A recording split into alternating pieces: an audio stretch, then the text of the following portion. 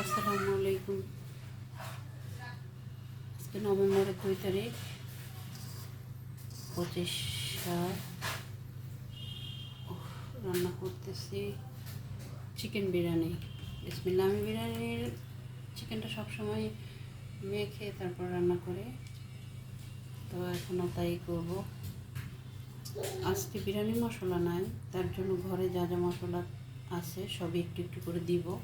ওইটা প্যাকেট খালি করার জন্য এগুলো একটু একটু করে দিয়েছি। অনেক রকমের মশলাই দিব। বিরিয়ানির মশলা থাকলে আর কোনো মশলা অ্যাড করতে হয় না।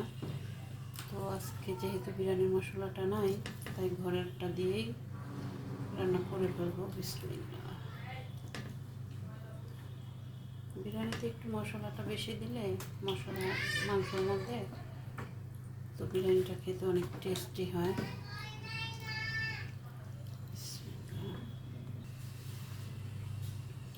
লবণ তো আমরা সবাই জানি, লবণ। এটা মুরগির মাংসের মশলা, এটা ধনিয়ার গুঁড়া, এটা হচ্ছে রোস্টের মশলা, এটা একটা মুরগির মশলা, এখানে আছে জিরা গুঁড়া। তো এগুলো সব কিছু একটু একটু করে দিয়েছি। নিচে তো পেঁয়াজ ছিল, ওটা আপনারা দেখছেন সবাই। আর এখন আদা রসুন বাটাটা দিব। বিসমিল্লাহ।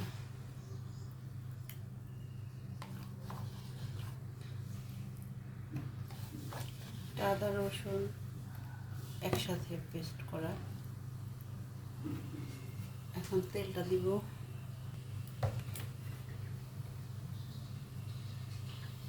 তেল দিব পরে, আমি বিরিয়ানিতে একটু ঘি দিব, তো এই জন্য এখন তেলটা একদম কম দিতেছি, তাও না। বিরিয়ানির পরিমাণে মিক্স করে তেলটা দিলাম। আর পোলাও যখন করব তখন একটু ঘি দিয়ে দিব, তাহলে ঘ্রাণটা সুন্দর হবে। এখন মাখবো। বিসমিল্লাহ।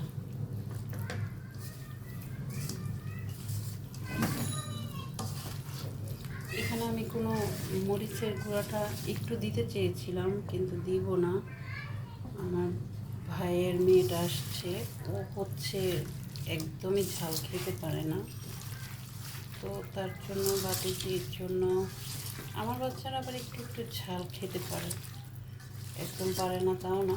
নর্মালি আমরা যেরকম তরকারিটা খাই ওটা খেতে পারে, কিন্তু ভাইয়ের মেয়েটা পারে না, তার জন্য একটু মরিচের গুঁড়োটা আমি অ্যাড করি নাই।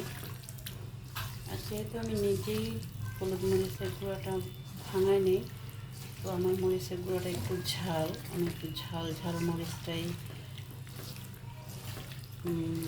ভাঙায় নিয়ে আসি। আর আমি যেহেতু একটু ঝাল খাই।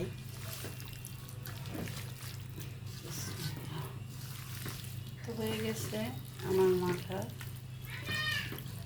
বিরিয়ানির মশলাটা আমার মাখা হয়ে গেছে।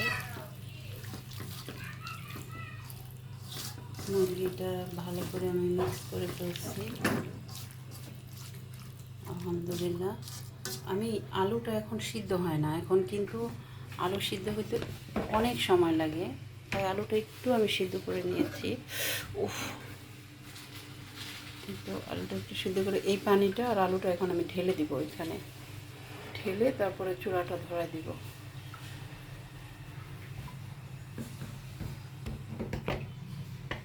আগে চুলাটাই ধরায় দিই, তারপরে ওটা দিচ্ছি। বিসমিল্লাহ। এখন আমার হাতটা ধুয়ে একটু পানি দিয়ে দেবো। আজকে আবার আলুটা মনে হয় বেশি সিদ্ধ হয়ে গেছে, এখন একটু হাত ধুয়ে পানি দেব, কারণ হচ্ছে হাতে অনেক মশলা থেকে গেছে। আর আমি রান্নার সময় ফিল্টার করা পানি ইউজ করি, কারণ আমার হাজবেন্ড একটু অসুস্থতার কারণে ডক্টরের নিষেধ আমাকে ডাইরেক্ট পানিটা খাওয়ানো। না, এই চুলাতে হবে না, ডাইরেক্ট চুলাতে গ্যাস একদমই কম, তাই দিয়ে দিলাম এটাতে। এখন ঢাকনা দিয়ে দিব। নাড়বো একদম পরে, এখন নাড়বো না। একটু নেড়ে দিলাম।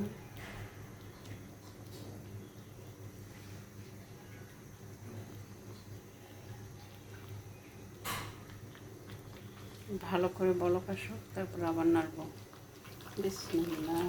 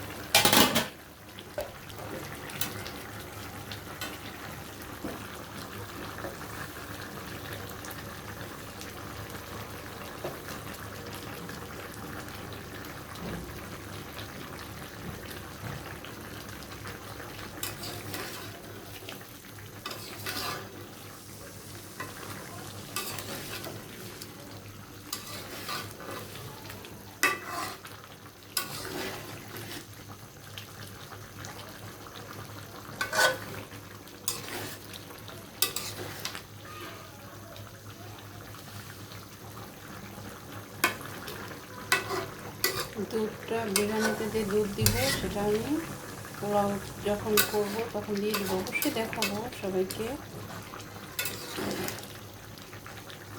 তো আমি রাইস কুকারের জন্য সব কিছু রেডি করে ফেলবো এখন।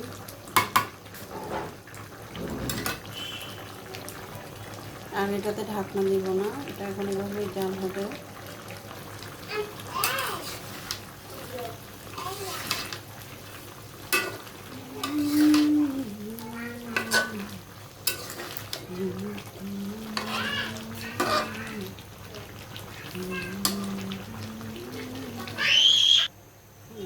চুলাটা বন্ধ করে দিয়েছি।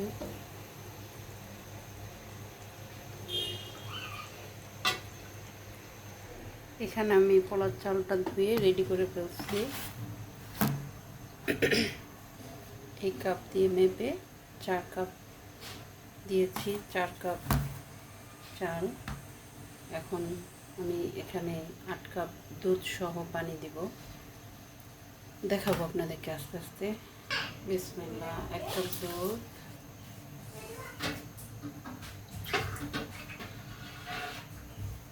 এটা জাল দিয়ে ফ্রিজে রাখছিলাম তো তাই এরকম লাগতেছে।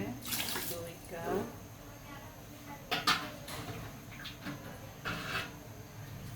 3 কাপ দুধ দিয়ে দিলাম। যেহেতু এটা দিয়ে 8 কাপ দিতে হবে, তো 3 কাপ দুধ আর 5 কাপ পানি, 3 দিয়েছি। 4, 5,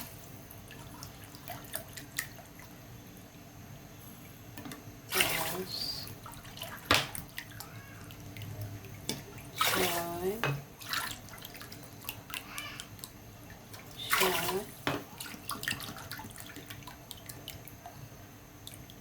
8। বাস, এখন দিয়ে দেব ঘি।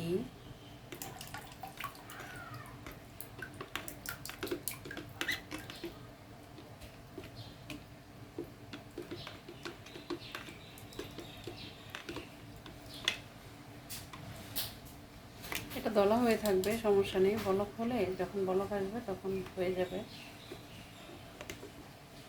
একদম মিশে যাবে। নামানোর আগে আবার একটু দিব ঘি। এখন দিচ্ছি তেজপাতা,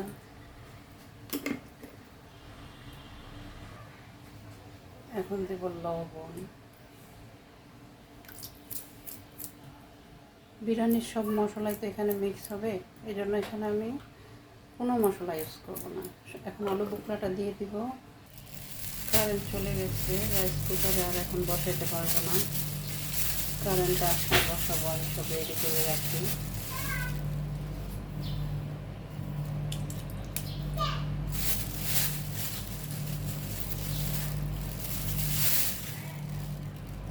আলু বোখরাটা দিয়ে দিলাম।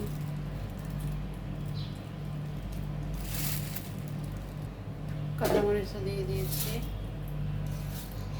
কাঁচামরিচটা যদিও এখন দিই না, পরেই দিই, কিন্তু মানে কারেন্টটা না থাকার কারণে সব কিছু রেডি করে ফেললাম, আসলেই বসাই দিব বাস। তাহলে হয়ে যাবে। যখনই এটা আমি চিকেনটা মিক্স করব অবশ্যই সবাইকে দেখাবো। কারেন্ট ছিল না, তো এখন কারেন্টটা চলে আসছে, তো আমি আবার বসাই দিলাম এটা। আমি এখন রাইস কুকারটাকে অন করে দিলাম।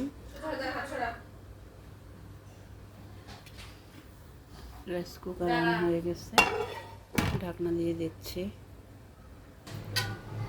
মুরগিটা তো এখানে সম্পূর্ণ হয়েই গেছে, জাস্ট এটাতে যখন আবার মিক্স করব তখন আপনাদেরকে দেখাবো।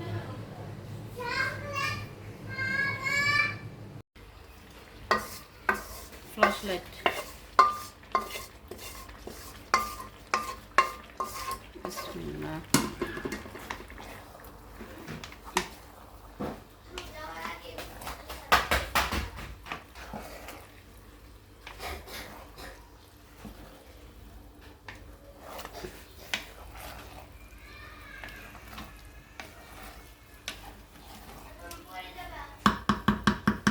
বন্ধ হয়ে গেল, আবার সমস্যা। বন্ধ হওয়ার আগে ঢাকনা দিতে হবে।